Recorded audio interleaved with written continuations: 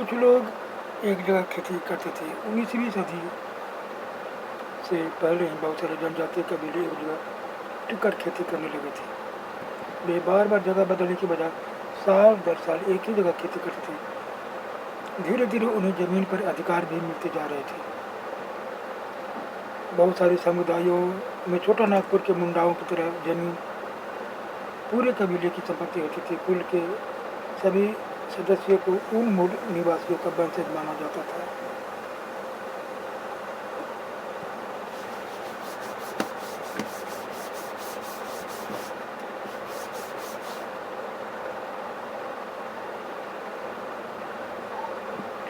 जिन्होंने सबसे पहले आकर जमीन को साफ किया, लिहाजा जमीन पर सभी का बराबर हक होता था। अक्सर ऐसा होता था कि कुछ लोग औरों से ज़्यादा ताकत जुटा लेते थे, कुछ मुखिया बन जाते थे और बाकी उनके अनुयायी होते थे। जो ताकतवर होते थे वे खुद खेती करने के बजाय अक्सर अपनी जमीन बटाई पर दे देते थे। ब्रिटिश अफसरों को गोंड और संथाल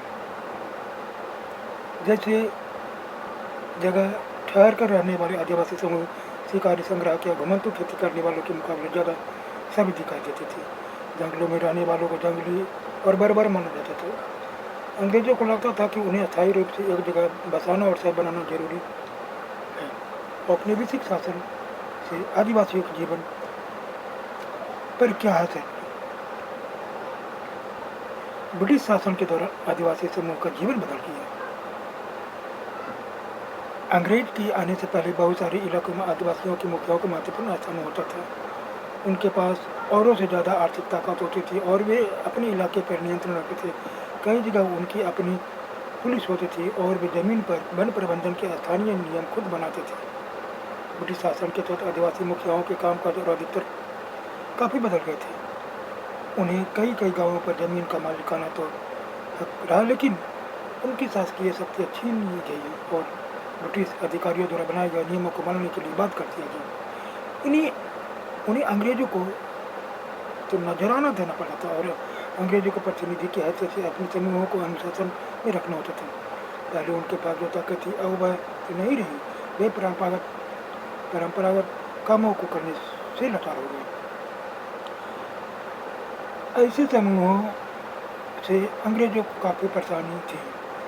घुमंतु काश्तकारों से जो यहाँ वहाँ भटकते रहते थे और एक जगह ठहर कर तो नहीं रहते।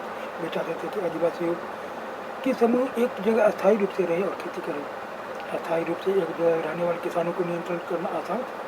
अंग्रेज अपने शासन के लिए आमदनी को नियमित स्रोत भी चाहते थे। फलस्वरूप उन्होंने जमीन के बारे में कुछ नियम लागू कर दिए। उन्होंने जमीन को माप कर प्रत्येक व्यक्ति का हिस्सा तय कर दिया। उन्होंने यह भी तय कर दिया कि किसे कितना लगान देना होगा।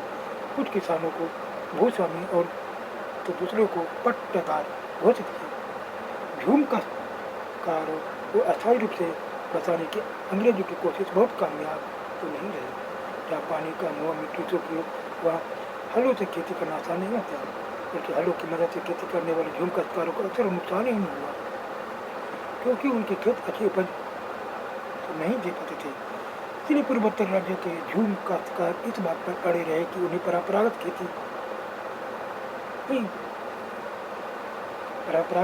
ढंग से खेती करने दिया जाना चाहिए। व्यापक विरोध के फलस्वरूप अंग्रेजों को आखिरकार उनकी बात माननी पड़ी और ऐसे कबीलों को जंगल में कुछ हिस्सों में घुमंतु खेती की छूट दे दी।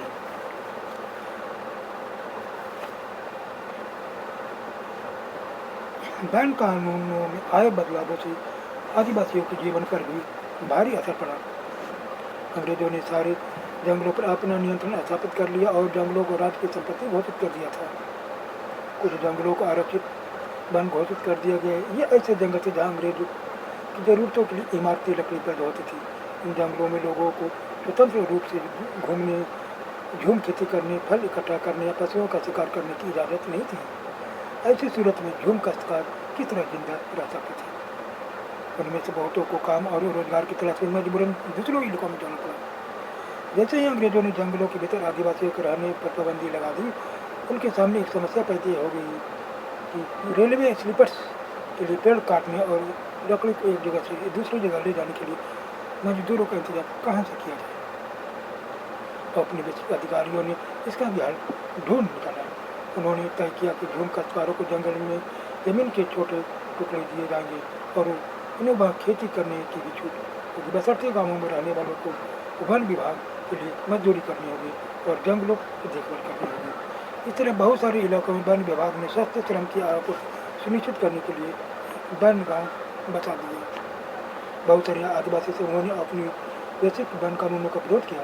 उन्होंने नए नियमों का पालन करने से इनकार कर दिया और उन्हीं तौर तरीकों से चलते रहे जिन्हें सरकार गैर कानूनी घोषित कर चुकी है। कई बार उन्होंने खुलेआम बगावत भी कर दी। 1906 में सोंगम संगमान द्वारा असम में और 1930 में के दशक में मध्य प्रांत में हुआ वन सत्याग्रह 1930 के दशक में। व्यापार की समस्या 19वीं शताब्दी के दौरान जनजातीय समूह ने पाया कि व्यापारी और महाजन जंगलों में जल्दी जल्दी आने लगे। वे वन उपज खरीदने, नकद कर्जा देने और आदिवासियों को मजदूरी पर रखने के लिए आ रहे थे। इन सारे बदलावों से असर पड़ने लगे। 18वीं सदी में भारतीय रेशम को यूरोपीय बाजारों में भारी मांग थी। भारतीय रेशम की अच्छी गुणवत्ता सबको आकर्षित करती थी और भारत का निर्यात तेजी से बढ़ा था। जैसे जैसे बाजार ईस्ट इंडिया कंपनी की आवश्यक इन मांग को पूरा करने के लिए रेशम उत्पादन पर जोर देने लगे। वर्तमान में झारखंड में से हजारीबाग के आसपास रहने वाले संथाल लोग रेशम की चूड़ी पालते थे। रेशम के व्यापारी अपने एजेंटों को भेजकर आदिवासियों को कर्ज देते थे। उनके कृषि कृमि कोषों को इकट्ठा कर लेते थे। इसके बाद इन कृमि कोषों को वर्धमान भेजा जाता था। उन्हें 5 गुना कीमत पर बेचा जाता था। निर्यातकों और रेशम उत्पादकों के बीच कड़ी का काम करने वाले बिचौलियों को जमकर मुनाफा होता था। रेशम उत्पादकों को बहुत मामूली फायदा मिलता था। स्वाभाविक है कि बहुत सारे आदिवासी समूह बाजार और व्यापारियों को अपना सबसे बड़ा दुश्मन मानने लगे थे। काम की तलाश में घर से दूर जाने वाले आदिवासियों की दशा तो और भी खराब थी। 19वीं सदी के आखिर से ही चाय बागान फैलने लगे थे। खनन उद्योग भी एक महत्वपूर्ण उद्योग बन गया था। असम के चाय बागानों और झारखंड की कोयला खदानों में काम करने वाले आदिवासियों को बड़ी संख्या में भर्ती किया गया। इन लोगों को ठेकेदारों के मार्फत भर्ती किया जाता था। ये ठेकेदार न केवल उन्हें बहुत कम वेतन देते थे बल्कि उन्हें वापस घर भी लौटने नहीं देते थे।